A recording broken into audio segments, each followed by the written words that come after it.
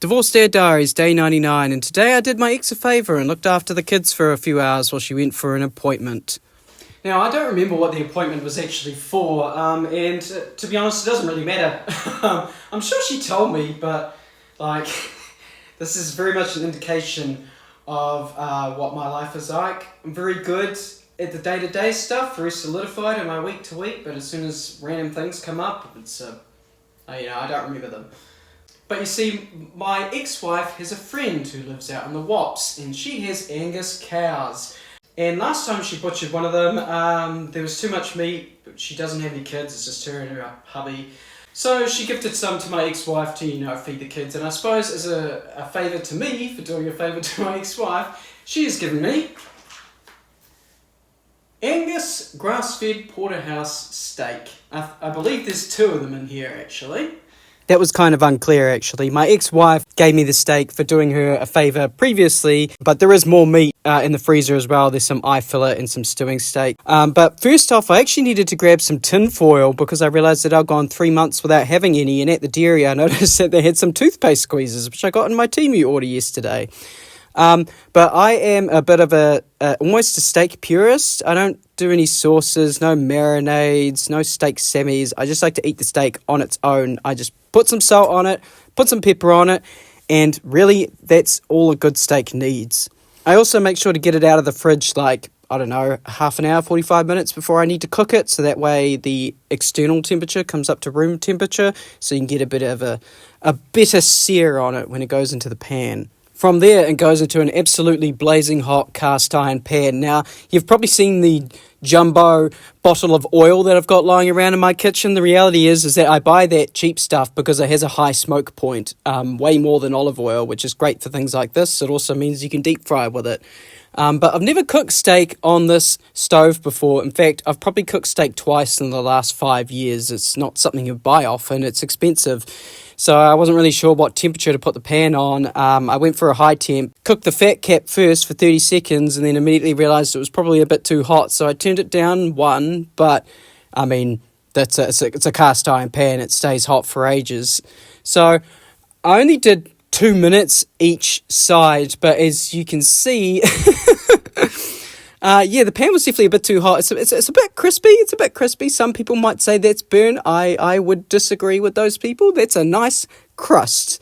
A good crust. It's funny, people get really passionate about steak, so this might end up being my most controversial video so far. But I'm just going for a medium. I like a medium. Just want it to be pink all the way through, not that raw, rare colour.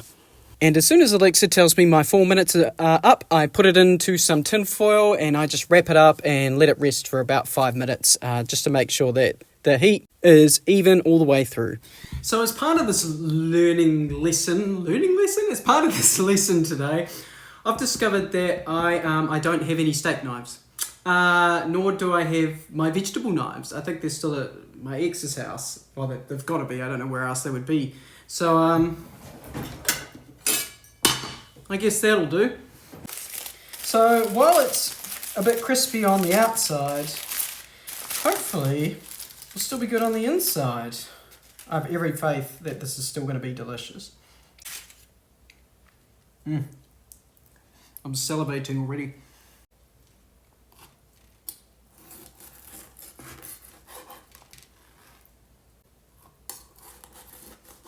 Let's find a middle piece. There we are. So it's not rare at all. As you can see, it's pink almost all the way through, but it's not that deep red that you'd get from a raw steak. So I'd say this is like a nice medium.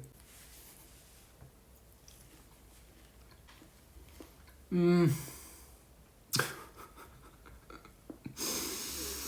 my god. It should be illegal for food to be this good. Oh, I have no... I have no words. I can't think of what to say. It's really good. It's really good. Oh, just even the juices. And this is why I wanted chips. I was supposed to do chips as a side, but I completely forgot to cook them. But usually I dip it in the sauce. I might still do some actually, because that's not enough of a dinner. Not if I want to put on weight. I guess based on the colour, it is a fitting tribute to the Prince of Darkness, though, who passed away yesterday. Anytime something like this happens, I'm reminded of Chris Cornell, my friend, the same one who got married recently. When we used to sit down and drink together, we'd listen to Soundgarden, the lead singer of which is Chris Cornell. I used to also listen to a lot of Audioslave, and I listened to a bit of his solo stuff. He came to New Zealand in 2015. At the time, my now ex-wife was pregnant with my oldest daughter. I was struggling to support her and my son off probably about 50 grand a year at the time. So when my friend invited me to go see Chris Cornell, I said no. I was like, it's fiscally irresponsible. I'll go next time he comes. He never came back because he died in 2017, lost his battle with depression. To this day, it's been almost 10 years and I still regret my decision not to go. Because now I've never seen him live and I'll never get the chance to see him live. I at least have good memories of listening to Audioslave way too loud in the lounge and annoying my mum, or that time I wagged music theory class to go smoke some not tobacco and do a ungodly duet of I Am the Highway with one of my friends. But if there's a musician or an artist that you really like and they come to the country, go and see them. After pay the tickets if you have to, because you never know what might happen. Fortunately, Ozzy's been here twice in the last 20 years, and a lot of people I know went to his concerts. But rest in peace, old man. And on that note, I will catch you on the flip side.